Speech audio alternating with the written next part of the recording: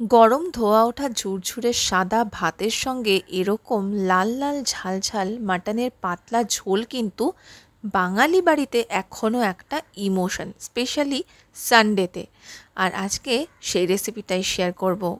নিয়ে নিয়েছি এখানে 1 কিলোর একটু বেশি মাটন, আর এটা কিন্তু রেওয়াজি মাটন। সাথে নিয়েছি বড় বড় করে টুকরো করা আলু, ছোট আলুগুলোকে গোটাই রেখেছি। 4টে পেঁয়াজকে ঝিরিঝিরি করে কেটে নিয়েছি। আর মাটনটাকে কিন্তু আজকে আমি আগে আলাদা করে সেদ্ধ করে নিচ্ছি। তার জন্য প্রেসার কুকারের মধ্যে মাটনটা দিয়ে তার মধ্যে পরিমাণ মতো নুন আর জল দিয়ে আগে এটাকে 6টা সিটি মেরে সেদ্ধ করে নেব। মানে মোটামুটি মাটনটা 80% মতো কুক হবে। আজকে আমি মাটনের যে প্রসেসটা আপনাদের সঙ্গে শেয়ার করছি সেটা কিন্তু বানানো খুব সহজ, আর এতে টেস্টটা দুর্দান্ত হয়। ওদিকে আমি মাটনটা সেদ্ধ হতে বসিয়েছি, অন্যদিকে কড়াইয়ে নিয়ে নিলাম সর্ষের তেল। তেলটাকে ভালো করে গরম করে নেব। তারপরে এর মধ্যে দিয়ে দেবো টুকরো করা মানে ওই বড় বড় আলুগুলোকে আগে ভেজে নেব। আলুটা দিয়ে তার মধ্যে আমি পরিমাণ মতো নুন আর হলুদ দিলাম। আপনারা চাইলে আলুতে আগে নুন আর হলুদ মাখিয়ে তারপরেও তেলে ছাড়তে পারেন। দিয়ে আলুগুলোকে এবারে মোটামুটি গোল্ডেন কালার আসা অবধি ভেজে নেব। প্রেসারে 6টা সিটি পড়ে গেলে প্রেসারটা অফ করে দেব। আলুগুলো দেখুন এদিকে আমার ভাজা হয়ে এসেছে। এগুলোকে এবার কড়াই থেকে তুলে নিতে হবে। রান্নাটা চেষ্টা করবেন সর্ষের তেলেই করতে, কারণ মাটনের সবচেয়ে ভালো স্বাদটা কিন্তু সর্ষের তেলেই আসে। আলু ভাজা হয়ে গেলে সব তুলে নিলাম, আর ওই তেলের মধ্যে দিয়ে দিচ্ছি এবারে ফোড়ন। গোটা গরম মশলা মানে দারচিনি, লবঙ্গ আর এলাচ আমি ফোড়ন দিয়ে দিলাম। আর ফোড়নের একটা সুন্দর গন্ধ বেরোতে শুরু করলে তারপরে দিয়ে দেব ঝিরিঝিরি করে কেটে রাখা পেঁয়াজটাকে বেশ একটু লালচে মতো করে ভেজে নিতে হবে, তাতে পেঁয়াজটা নরমও হবে। আর এই পেঁয়াজের বেরেস্তা বা লাল লাল ভাজা পেঁয়াজের থেকে কিন্তু মাটনে খুব সুন্দর একটা কালারও আসে, আর স্বাদটাও খুব ভালো হয়।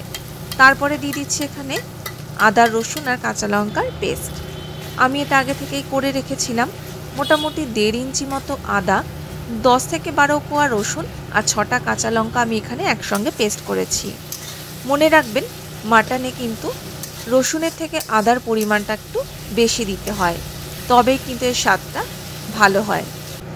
ভালো করে কষিয়ে নেব যতক্ষণ এগুলোর কাঁচা গন্ধটা চলে যাচ্ছে। তারপরে একে একে দিয়ে দেব হলুদ গুঁড়ো, শুকনো লঙ্কার গুঁড়ো, সামান্য জিরের গুঁড়ো, একটু বেশি পরিমাণে ধনের গুঁড়ো আর কাশ্মীরি রেড চিলি পাউডার। আর আরেকটা টিপস হলো, মাটনের এই ঝোলে কিন্তু রান্না করার সময় জিরের থেকে ধনের গুঁড়োর পরিমাণটা একটু বেশি দেবেন। আর তারপরে সব কিছুকে একটু কষিয়ে নিয়ে দিয়ে দিলাম একটা বড় সাইজের টুকরো করে রাখা টমেটোটা দিয়ে দিলে মশলাটা পুড়বেও না। আর যেহেতু এটার মধ্যে নুন দেওয়া রয়েছে তার জন্য টমেটোটা আস্তে আস্তে নরম হয়ে যাবে। ভালো করে এটাকে কষাতে থাকবো। এবারে মশলাটা থেকে যতক্ষণ না তেল ছেড়ে আসছে এটাকে একটু কষিয়ে নিতে হবে। তারপরে দিয়ে দিলাম ভেজে তুলে রাখা আলুগুলোকে দিয়েও কিন্তু কিছুক্ষণ কষিয়ে নেব।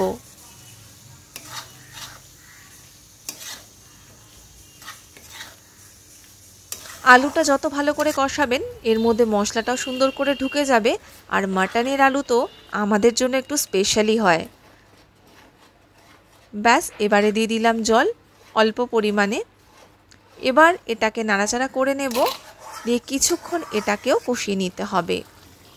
অন্যদিকে দেখুন মাটন আমার সুন্দর সেদ্ধ হয়ে গেছে।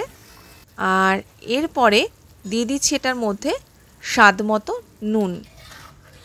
নুনটা দিয়ে ভালো করে মিশিয়ে নিয়ে যখন এরকম ঝোলটা শুকিয়ে আসবে এর মধ্যে দিয়ে দিতে হবে কিন্তু মাটনের স্টকটা, যেটা আমরা প্রেসার কুকারে মাটনটা সেদ্ধ করার সময় জল দিয়েছিলাম, তো সেই স্টকটা এর মধ্যে দিয়ে দিলাম।